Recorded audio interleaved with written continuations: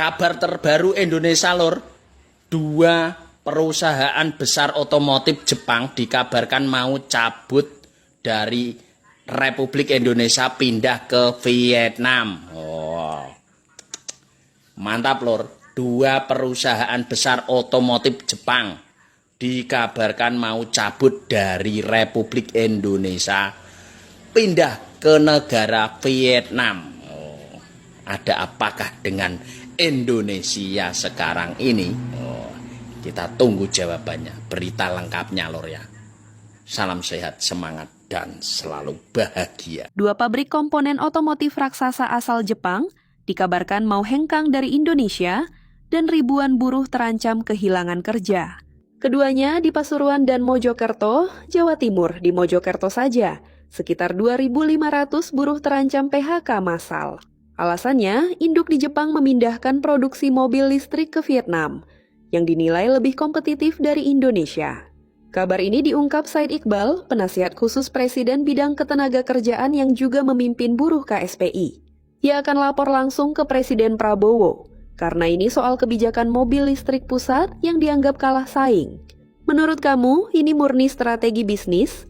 Atau bukti kebijakan kita kalah saing sampai investor kabur? Siap-siap, gelombang PHK massal terbesar bakal segera menghantam kita. Dua raksasa otomotif Jepang bersiap angkat kaki dari Indonesia. Bukan rumor belaka, pabrik komponen otomotif raksasa di Pasuruan dan Mojokerto dikabarkan sedang bersiap memindahkan produksinya ke Vietnam. Kalau ini terjadi, ribuan buruh kita bakal langsung kehilangan pekerjaan alias kena PHK massal. Informasi mengerikan ini dibocorkan langsung oleh penasihat khusus Presiden Said Iqbal. Meski nama perusahaannya masih dirahasiakan karena negosiasi di balik layar, mereka adalah pemain raksasa yang menyerap ribuan tenaga kerja lokal. Kenapa mereka kabur? Karena Jepang sedang beralih total ke industri kendaraan listrik, EV. Dan mirisnya, raksasa Jepang menilai Vietnam jauh lebih siap dan kompetitif dibanding Indonesia. Kemana aja pemerintah selama ini? Gembar-gembor hilirisasi dan masa depan EV. Tapi ekosistemnya kalah matang sampai tetangga sebelah berhasil merebut modalnya. Said Iqbal menyebut pemerintah masih melakukan negosiasi dan mencari solusi agar produksi tidak sepenuhnya dipindahkan ke luar negeri. Serikat pekerja juga mulai bergerak untuk mengawal hak-hak buruh yang berpotensi terdampak. Menurut kalian, ini salah pemerintah yang kurang becus bikin regulasi? Atau emang Indonesia udah nggak menarik lagi buat investor luar? Isu dua pabrik komponen otomotif asal Jepang dari Indonesia yang mau pindah ke Vietnam emang sempat rame dan bikin khawatir soal kondisi industri manufaktur nasional. Tapi Kementerian Perindustrian langsung buka suara dan ngasih tahu kalau kabar itu nggak bener guys. Jadi berita yang bener gimana dong? Ayo kita bahas. Kemenperin bilang kalau isu soal rencana penutupan atau relokasi dua pabrik komponen otomotif asal Jepang dari Indonesia nggak sesuai sama kondisi yang sebenarnya. Menurut Kemenperin, industri otomotif di Indonesia termasuk dua pabrik yang diisukan itu masih menunjukkan kinerja yang cukup kuat dan masih jadi salah satu sektor andalan juga nih yang bikin investasi asing tertarik sama Indonesia. Aktivitas produksi di kawasan industri juga katanya masih berjalan normal kok nggak ada gangguan besar. Lagian kalau misalkan beneran kejadian, dinamika keluar masuk investasi di dunia industri itu bukannya udah wajar ya? Faktanya di kasus ini, nggak ada konfirmasi resmi dari perusahaan terkait yang menyatakan bakal nutup atau mindahin pabrik mereka dari Indonesia. Tenang guys, hasil terawangan pemerintah sektor otomotif Indonesia masih jadi salah satu magnet investasi di kawasan Asia Tenggara.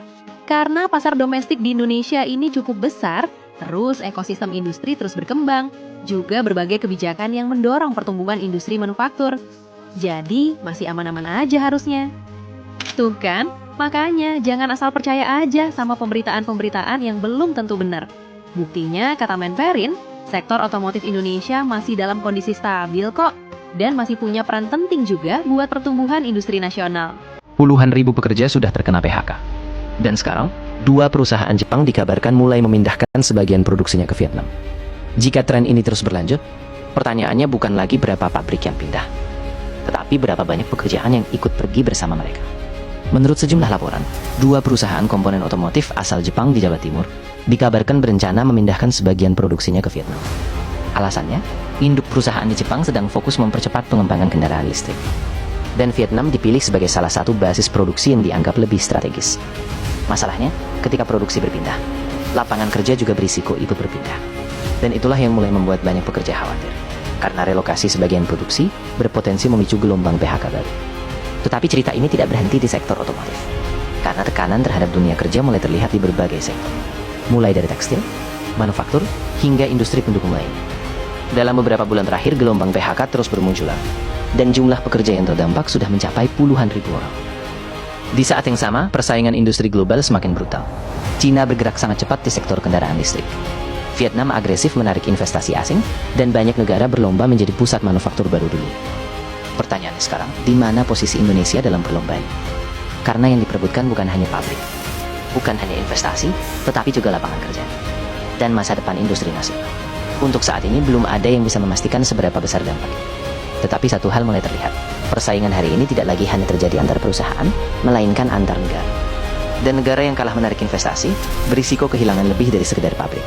Mereka bisa kehilangan pekerjaan, teknologi, dan peluang pertumbuhan ekonomi di masa depan. Menurutmu, apakah relokasi ke Vietnam ini hanya keputusan bisnis biasa? Atau sinyal bahwa Indonesia mulai menghadapi tantangan serius dalam persaingan industri Asia? Dua pabrik raksasa otomotif Jepang akan pindah dari Indonesia ke Vietnam dan ribuan tenaga kerja terancam di PHK nih. Kalau gua baca sih intinya karena katanya industri EV ya, atau listrik ya, mobil listrik, kendaraan listrik ini kurang kompetitif di Indonesia nih. Kalau di Vietnam itu lebih kompetitif, makanya mereka pindah. Ini sebenarnya yang nggak kompetitif ini industrinya atau birokrasinya nih ya. Gue curiga ini ya, karena nggak mungkin di Indonesia nih orang-orangnya suka belanja ya. Mobil listrik aja udah di mana-mana, nggak mungkin industri nggak jalan. Ini pasti ada something nih. Coba tolong duluan nih, woi Prabowo, Gibran nih. Coba bantu dulu nih, kasihan ini orang-orang bakal di PHK loh ini. Katanya kemarin investasi kita meroket. Ini kok pada malah packing-packing mau pergi pula. Yang bikin sakit kali ini bakal ada ribuan pegawai pula yang bakal di PHK. Kalau menurut kalian ini siapa yang salah nih? Investornya yang kurang sabar? Atau kita? Atau pemerintah kita? Cemana menurut kalian? Said Iqbal dalam konversi pers Senin, meski ia belum bersedia menyebut nama kedua perusahaan tersebut, hanya membocorkan keduanya berinisial J dan S. Kepindahan ini didorong oleh keputusan prinsipal di Jepang untuk beralih fokus ke pengembangan kendaraan listrik di Vietnam, yang dinilai lebih produktif dan kondusif dibanding Indonesia. Dengan santernya berita, dua raksasa otomotif Jepang dikabarkan mau cabut dari RI pindah ke negara lain. Salah satunya dengan inisial PTJ yang beroperasi di Kabupaten Pasuruan. Kami sampaikan, setahu kami pemerintah Kabupaten Pasuruan bahwa PTJ tetap beroperasi seperti biasa dan tidak ada rencana pindah dari Kabupaten Pasuruan ataupun bahkan ke negara yang lain. Jadi kami sampaikan Kabupaten Pasuruan tetap terus menjaga iklim investasi yang sehat untuk Kabupaten Pasuruan yang lebih maju lagi. Ini tanggal 24 Juni 2026. Ada beberapa berita isu tentang PHK massal. 55.000 buruh pabrik keramik terancam PHK. Terus ada lagi isu tentang dua pabrik otomotif Jepang yang mau cabut memilih pindah dari Indonesia ke Vietnam. Ribuan pekerja di Jawa Timur juga terancam. Dan sepanjang Januari sampai Mei tahun ini, sudah 23.470 pekerja kena PHK. Jawa Barat yang paling banyak. Tapi kali ini bukan soal robot yang menggantikan mereka atau bukan soal AI yang otomasi kerja mereka. Bukan soal pandemi, juga bukan krisis keuangan global. Ada alasan yang lebih mengkhawatirkan dari itu. Yang perusahaan Jepang, mereka mau pindah ke Vietnam. Vietnam itu bukan negara maju, bukan negara dengan teknologi yang lebih canggih dari Indonesia. Tapi dua perusahaan Jepang, ini masih berupa isu, yang sudah bertahun-tahun di sini, malah memilih pindah ke Vietnam. Nah pertanyaannya kenapa? Jadi saya perlu jujur dulu sebentar. Beberapa bulan terakhir saya buat konten tentang PHK massal, efek AI dan robot yang akan masuk. Ada juga membahas tentang platform yang sudah mulai mengambil alih. Sebenarnya banyak juga pergeseran investasi yang sedang terjadi. Tapi ada juga yang bilang lebay, terlalu pesimis, atau mau menakut-nakuti, tenang aja, nggak perlu khawatir. Hari ini saya mau tanya balik. Saya nggak buat konten-konten ini untuk menakut-nakuti. Saya buat konten seperti ini justru karena saya sudah lihat polanya lebih awal. Dan saya pikir lebih baik kamu tahu sebelum ini sampai ke pintumu. Bukan setelah terjadi, nanti baru panik. Hari ini, untuk puluhan ribuan pekerja di Jawa Barat, waktunya sudah sampai ke mereka karena mereka sudah mengalami PHK tersebut. Tetapi ini juga bukan hanya tentang yang bekerja di pabrik atau dua pabrik yang mau pindah. Ini adalah bagian dari pola yang sudah berjalan bertahun-tahun. Dan baru sekarang mulai terasa keras dampaknya. Vietnam sendiri, mereka punya upah minimum yang lebih kompetitif untuk skala industri besar. Infrastruktur manufaktur juga lebih siap. Dan perjanjian perdagangan bebas yang lebih banyak, artinya produk yang dibuat di sana, di Vietnam, itu bisa masuk ke lebih banyak negara dengan tarif yang lebih rendah. Dan kalau untuk perusahaan Jepang, mereka tuh nggak pindah dari Indonesia karena Indonesia buruk. Mereka pindah karena Vietnam menawarkan kalkulasi yang lebih menguntungkan. Dan ini normal, karena di dalam dunia bisnis, kalkulasi yang menang, dialah yang menang. Dan ini yang perlu dipahami. Dua pabrik hari ini bukan puncaknya. Ini baru sinyal-sinyal awal. Sinyal bahwa kompetisi untuk menarik investasi manufaktur semakin ketat. Jadi negara yang tidak bergerak cukup cepat dan tidak cepat beradaptasi akan terus kehilangan. Belum lagi isu PHK pabrik keramik 55.000 orang karena kelangkaan gas, sehingga harga gas industri menjadi tinggi. Artinya ada manajemen juga yang belum dibereskan untuk negara ini. Pekerjaan di pabrik-pabrik itu tidak melakukan kesalahan apapun. Mereka bekerja keras, loyal, profesional.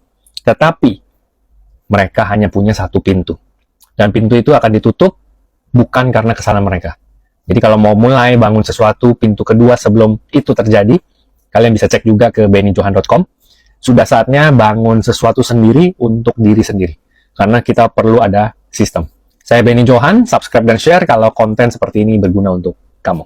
Dan kalau ini benar-benar sampai terjadi, sekitar 7.000 pekerja itu bisa kena PHK. Nah, kalau belum tahu ceritanya, kamu tonton ini sampai habis ya. Jadi guys, dua perusahaan ini adalah bagian dari grup Yazaki. Ini adalah salah satu pemasok komponen otomotif terbesar di dunia. Pabriknya itu ada di Pasuruan dan di Mojokerto, Jawa Timur. Jadi mereka ini memproduksi wiring harness, yaitu rangkaian kabel yang dipakai hampir di semua mobil, termasuk ke mobil listrik. Nah, pertanyaannya sekarang, kenapa mereka mau pindah ke Vietnam? Apakah karena gaji buruh di Indonesia terlalu mahal? Ternyata nggak sesederhana itu ya guys. Nah guys, sebelum gue lanjut, gue mau kasih solusi dulu nih buat kalian yang kalau buka sepatu suka malu karena jempolnya bau bangke.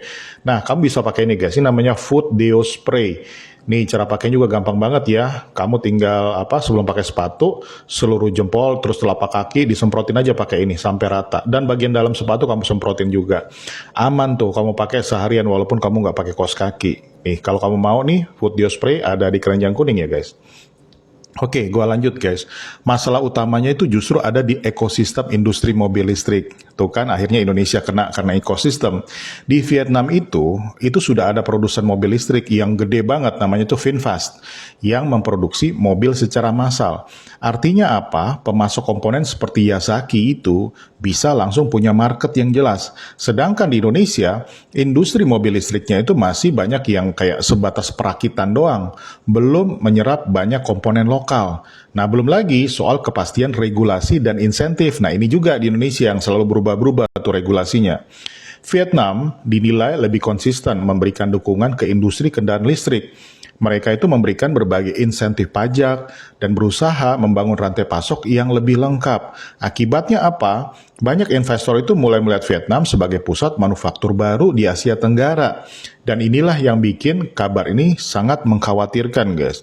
Karena ini bukan cuma soal dua pabrik yang pindah doang.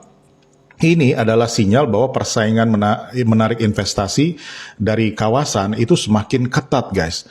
Jadi kalau Indonesia tidak bisa membangun ekosistem kendaraan listrik yang kuat dan memberikan kepastian bagi para investornya, bukan tidak mungkin perusahaan-perusahaan pemasok yang lain juga akan pindah ke sana gitu loh.